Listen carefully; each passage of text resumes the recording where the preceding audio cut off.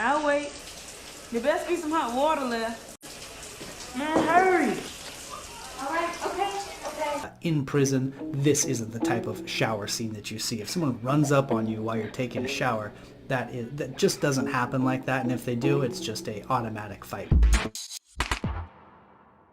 It's time for secrets about how prisoners really think. Today we're covering one of the best shows about federal prison. I was a commercial pilot and I flew marijuana around the country in a private airplane. I was convicted in the largest marijuana bust in Washington state history, and I did 60 months in prisons just like this. Orange is the New Black brings back vivid memories. This show has wonderful nuggets of secret prison knowledge tucked away in every scene. Unless you've done years behind bars, you're missing some of the best stuff in this show. Stick around to the end, and I'm going to rate this episode on prison realism. Also, leave any comments or questions about what prisoners may have been thinking or why they did certain things. Without further ado, let's dive into episode 1. But first, let me give you a little bit of context and set the scene for you. The show starts off with Piper Chapman. She's a 31-year-old, seemingly innocent, middle-class woman, but she has kind of an interesting past. What do you do, Alex? I work for an international drug cartel. Alex, I was so freaked out when the bag didn't show up. I almost failed. It's a good thing you didn't. There's over 50 grand in that bag. Piper carried some money at that point, got wrapped up in a drug conspiracy, and she's being shaken out of this middle-class life where she's got a fiancé and a house, and she's headed her first day to federal prison. No visiting today. Hi, I'm here to surrender. Oh, okay then. Did he look surprised to you when I said that I was here to surrender? Didn't he look surprised? Like, what the hell is she doing here? There's a huge dichotomy in people's minds when you first arrive at prison, especially if you've never been to prison before. You think it's this big thing, and wow, how surprising, this normal person's going to prison. It's so unexpected. You expect the guards to share some of that. They've seen all of this 1,000 times. One of the main things that you can, ways you can describe a guard is just apathetic. It's like going to the post office or something like that. I look like shit. My eyes are all puffy. Yeah, it's Worried about how you look? Well, they're gonna know that I was crying. It's a sign of weakness. You can't show any weakness. That's what all of the books said. Oh, sweetie. Yeah, that's like, well, that's got to be one of the most overstated things, especially about going to a camp or a low security prison. These signs of weakness, just generally carrying yourself in a confident manner is important in prison, but the idea that you're going to walk in and because you have darkness under your eyes or some small signal to people that you are a victim is not the case. They're used to seeing people come in that are distraught. It's their first day. Everyone, you're not going to get around the first day feel. No matter what you do, everyone's going to know it's your first day. Yeah, well, no one told me either. Got the paperwork right here. Name is Chapman. Yeah. Chap. Like when your lips get all dry, they're chapped. Have a seat. Yeah, so basically that's exactly how it happens. That's maybe one of my favorite parts of the show right in the beginning because it kicks it off on such a realistic note. The guards are just chilling. They're doing their job, and they don't care about what's happening, how quickly it happens. And a lot of the stuff is bureaucracy, papers moving around. You expect there to be some sort of to-do about this idea that you're reporting to prison and your whole life is changing, but it's no issue to them at all. It just is like, whatever, sit down. I don't really know what's going on, and I don't care. Just have a seat and wait a little while, a couple hours probably. Yes, that's me. But you have to wait. You tell me what I have to do. Get your ass over here, Chapman. Now move it. Here's your temporary ID. You'll stick this on your uniform when we get to that. This is great. Almost this exact thing happened to me, except for my guest wasn't allowed back in. That door locked, and they went out, and then they called me, and that door locked. They tried to come back in. Nope. Can't take this check. But we called last week and they told me to bring it. He has to send it to Iowa. It takes a few weeks to process. Another great scene that's right on. Even sometimes if you do things right and you follow all of the procedures correctly and you get that check in the same spot, there are some things that have to happen on the admin end that don't always happen, and sometimes that's just the way it is. I mean, that's a perfect example of kind of how the whole prison system works. So if you are reporting to prison, something like that will happen to you along the way, and just expect it and roll with the punches. It's just you kind of lose control over all of these small things that seem important, but they're really not. It's about getting the sentence done as quick as possible. Strip. Yeah, that's basically exactly what it's like. That's when you know you're in prison. You pop into this room with just this officer and they go, strip. Take off all your clothes. You're in your street clothes, coming in as a civilian. Throw your clothes in that bucket. And then they turn around for a second. They're kind of like filling out paperwork. 10 seconds later, I'm in my boxers. And he looks at me and goes, didn't I say strip? I mean all of it. And then, you got to throw the boxers off. That first time, you're kind of confused because you're not trying to get butt naked in front of an officer if that's not what you're supposed to do, and they're not clear about the instructions. They just go, take off your clothes and throw them in that thing. The process of getting fully butt naked is kind of awkward. Most people stop at their underwear, and the officer has to go, I said strip. And then once you've done that once and been through the process, you know what time it is. Anytime you get stripped out from there, you just go full naked. But the first time is awkward. Pretty standard. Lift up your arms. Same attitude, too. Turn around. Spread your cheeks and cough. This is about how long the whole team takes. That's what you're not going to do, though.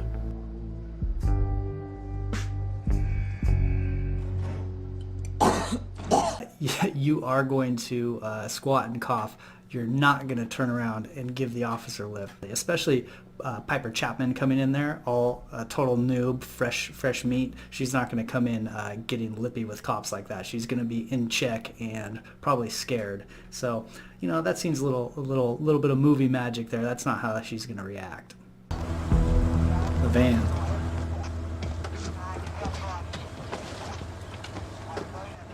That it? One more coming, hold on.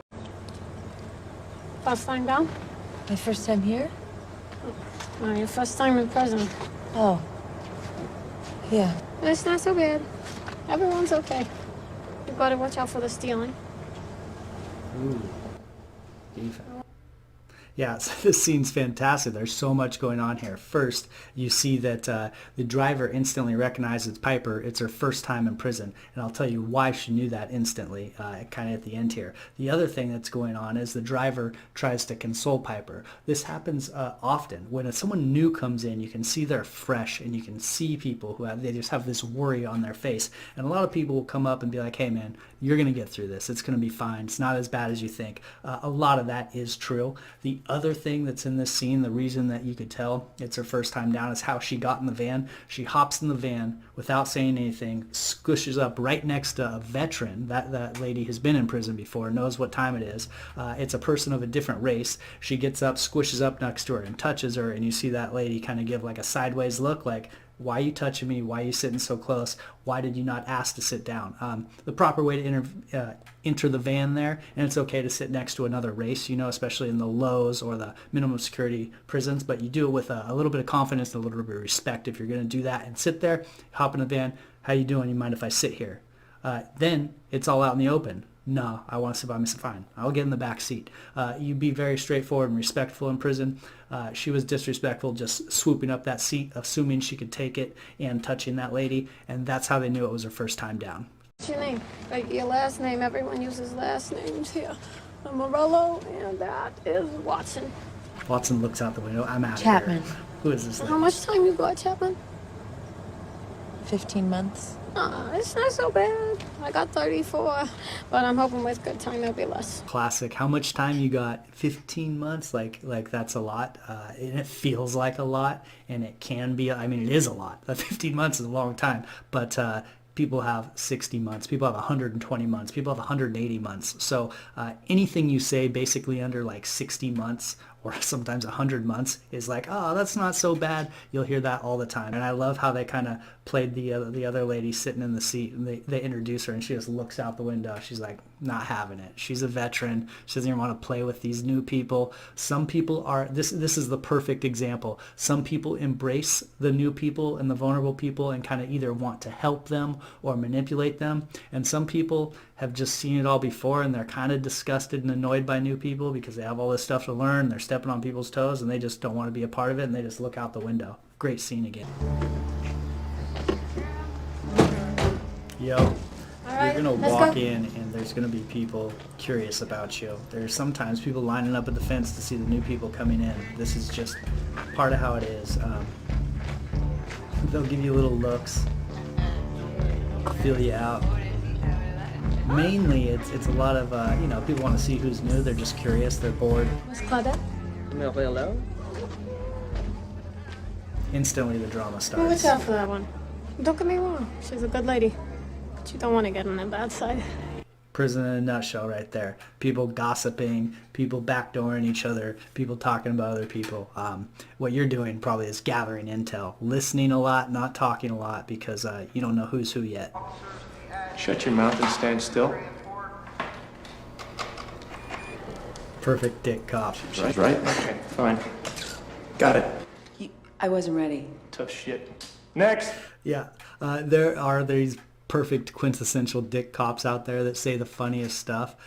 They're almost like those drill sergeants that are just saying like crazy funny shit to people often. So this happens. There's cops that are just like that. It's not a big deal. There's also cops who aren't like that, and just kind of get used to it. That profile pic or that pic on your ID is funny. I actually had the same thing happen. I took some silly ass pic, and later when I transferred, I pretended like I lost my ID card so I could get a new one, and then I was ready. I was a vet by that time. I'd been down a couple years, and so when I got a new ID card, I was got like a cool pose on it. So it's the little things. Those little victories are fun.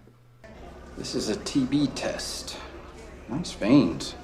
No track marks. Thanks. You're going to have a TB test anytime anything happens. Anytime you go to a different prison, they're just going to give you a new TB test. Also, the nurses can be funny characters. They are somewhere in between kind of scared / trying to act cool with prisoners, like trying to, have that lingo and things like that. So, this nurse is a little bit of banter with the inmates that comes from the nurses.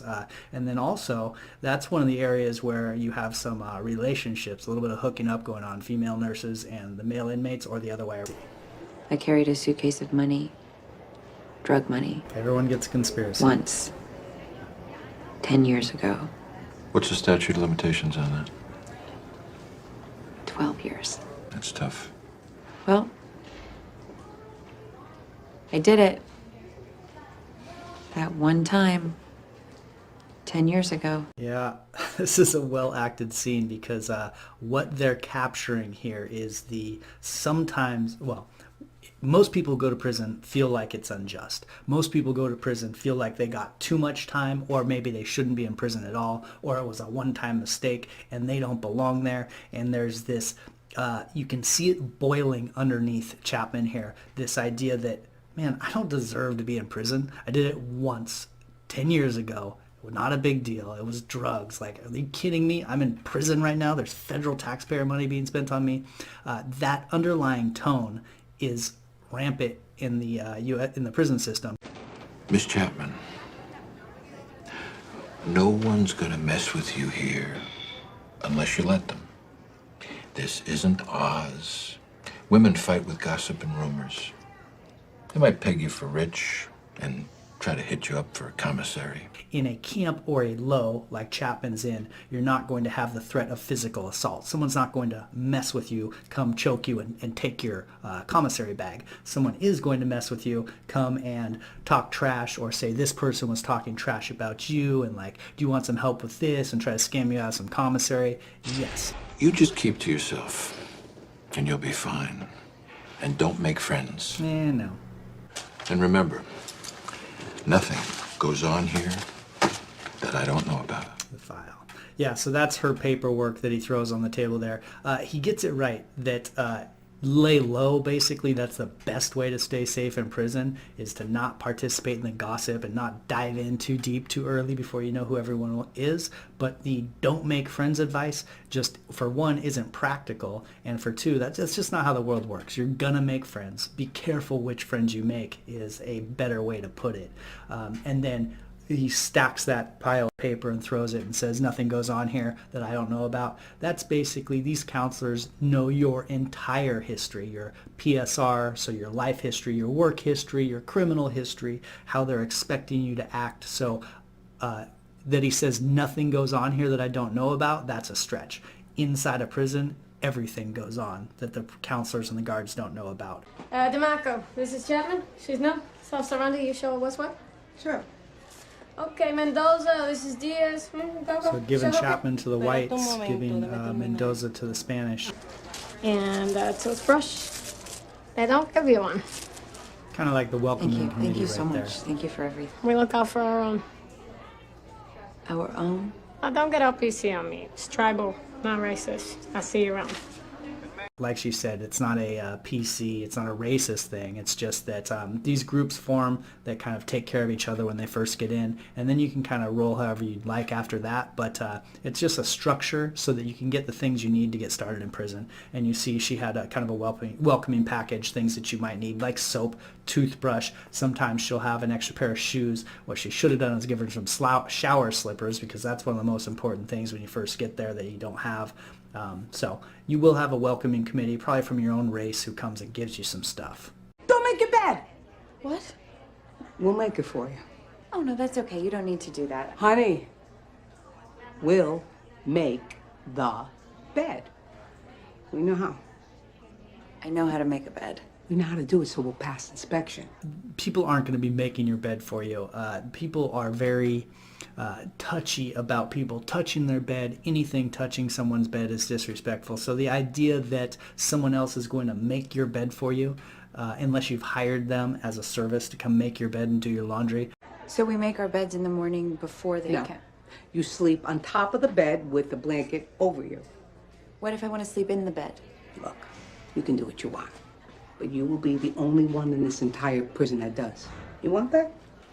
Be my guest. No, you don't want that. One of the main rules, something that I went by in prison, I think a lot of people do, is if you're different, you're wrong. In prison, there's a lot of these weird little rules like that, and a good heuristic to just make sure that you're kind of on the right track is make sure you're doing the same thing as everyone else. You don't want to stick out. Anytime you stick out in prison, you're going to be confronted by the inmates or by the guards, depending on what it is. You want to just blend in as much as possible. Piper Chapman asking all these stupid questions is going to be annoying to her bunkmates and people in that area. If they're giving you information, then you just listen. Okay, thank you. Don't make your bed. You don't need to understand why these things happen, because over time in prison, you're going to figure out why they happen. You just kind of learn the rules as fast as possible. And so this is Piper kind of bumping into people and being an annoying new person here. Count time. That light comes on, you need to be where you're supposed to be, and you don't move until it goes off. Dinner's after. Yeah, count time is one of the first things that you'll end up doing and being a part of and having to learn quickly when you get to prison. Basically, you just stand there and be quiet and make sure you're there. If you're not there, you're probably going to go to the shoe. Also, you're not supposed to talk, because if you distract the guards, basically what they have to do is recount. And if you're talking and they mess up the count themselves, they'll blame it on you for talking. So, or the inmates will blame it on you for distracting them. So it's just all about being quiet for the 30 seconds or a couple minutes it takes them to do the count. Pay attention to their style here. It's great. Every guard's got their own counting style. Some are fast, some are slow. That guy's got a little snap flare at the end. It's so standard. So, Gotta be quiet. look at you, Blondie. What'd you do? Aren't you not supposed to ask that question? I read that you're not supposed to ask that. You read that? People do ask, what'd you do? Studied. Basically, the whole scene is not getting into a bunch of details about your crime. It's just who you are, where you came in from, and how much time you got, and for what briefly. So mine would be like, I'm Parker, came in from Santa Cruz, I got 60 months for a marijuana conspiracy. That's how you kind of answer what you did. It's not like all the details of how you got a bad break and this and that. Nobody cares. Don't eat the pudding. What's the perspective on the pudding? It comes in big cans marked Desert Storm. Sometimes the kitchen has to scrape the mold off the top before they serve it. That is right on. The kitchen food sometimes is really old. I saw with my own eyes fish that we were being served that was 8 years old, had the date big right on the side of the box. And this fish I had already been eating. It was this breaded fish, and you put a bunch of tartar sauce on it, and I was just crushing it for lunch for months. Then I heard one of my friends from the kitchen tell me, and I was like, man, come on, they don't serve 8-year-old fish that's been frozen for 8 years. He took me in the kitchen. I saw with my own eyes. Also saw boxes that said not for human consumption on the side. Some of the food that you get in prison is really old and just enough to get by, just passable, just safe enough to not make you sick. She's got the hookup on that yogurt. That yogurt's probably coming from a guard's refrigerator or something like that. There's guard food and there's inmate food. People in the kitchen have access to better food, and they use a lot of they gain a lot of sway by basically selling that food or trading it for things within the prison. Got one of those for me? You got what I asked you for? Working on it. So am I.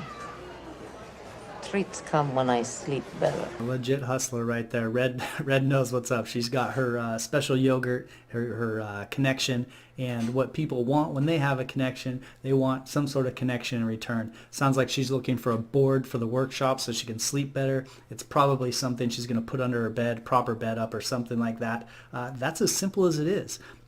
People have things, they have access to things at their work, and they trade access of what they have at work to make their lives smoother. And this is a great example. It's real small stuff like that. A yogurt for a board. Here.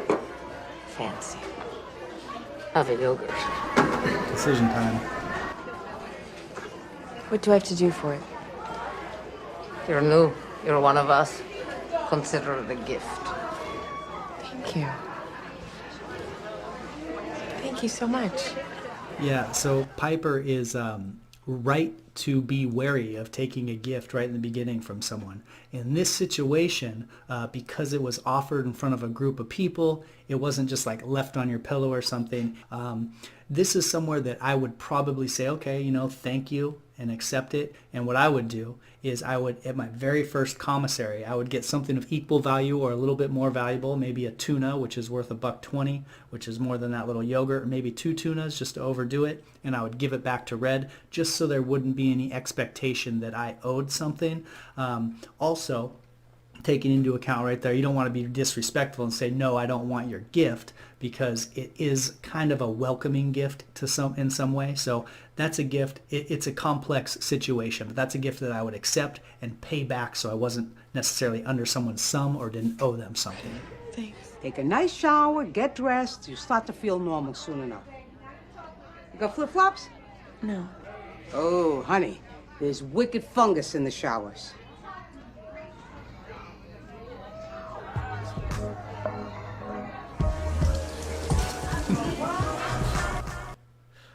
So that scene's funny. The first day waking up in prison is surreal, kind of wiping that sleep out of your eyes like, oh my God, I am definitely here. That shower thing, that is definitely not how that's going down. For one thing, that lady who brought her the toothbrush and the soap in the very beginning is probably going to provide shower slippers, because that's one of the main things you need when you get there that you don't have. And then also, what you're not going to do is your first day moving into someone's bunk area is steal a bunch of tissue that's sitting on the counter. If you do that, that's just a horrible move. They're going to take it as you stole my stuff on your first day. You're going to be shunned, possibly beat up. Like that's was a horrible decision. I swear. Mm-hmm. I'll wait. There best be some hot water left. There wasn't very much when I started. Mm-hmm. Man, hurry. All right, okay. I'm done. I'm out.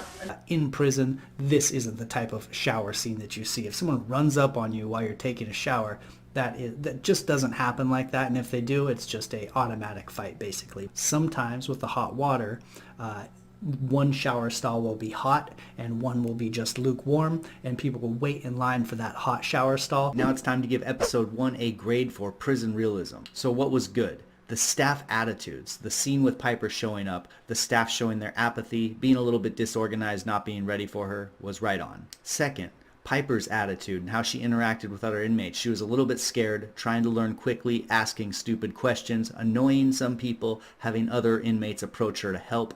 That was very similar to how the real experience is. And finally, the kitchen interactions. They started to hit on the nuances of the kitchen. People who have gifts to give, people trading, the kitchen staff having power over the quality of the food. Very good information. The bad.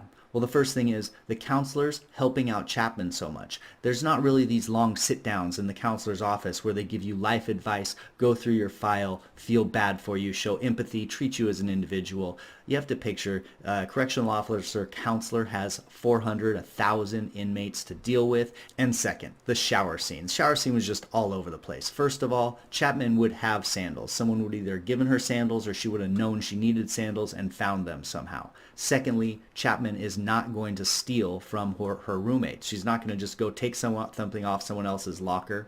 And then third, when Chapman's in the shower finally and she gets run up on and someone's peeking in the shower and telling her to get out, that stuff is not going to happen. They're creating a lot of tension in that final scene, but it takes away from the realism. So for a final grade, because of the sensationalized counselor interactions and because of the shower interactions, I'm going to give this a grade of a B. There is a lot of realism in here, a lot of beautiful little nuggets, but then they got some big things wrong. So do you agree with this grade? Let me know in the comments section. Also, like and subscribe right now. That'll help me keep building this channel for you. If you like this, then check out this playlist. It's other convict reacts videos. We're going to keep doing Orange is the New Black. Also, if you're actually going to federal prison and you want a step-by-step guide of how to report your first day, how to set things up before you go, maybe get some time off, then check out this playlist. This is specifically for people actually reporting to prison. That's the show for today. This is Brandon at federalprisoninsider.com.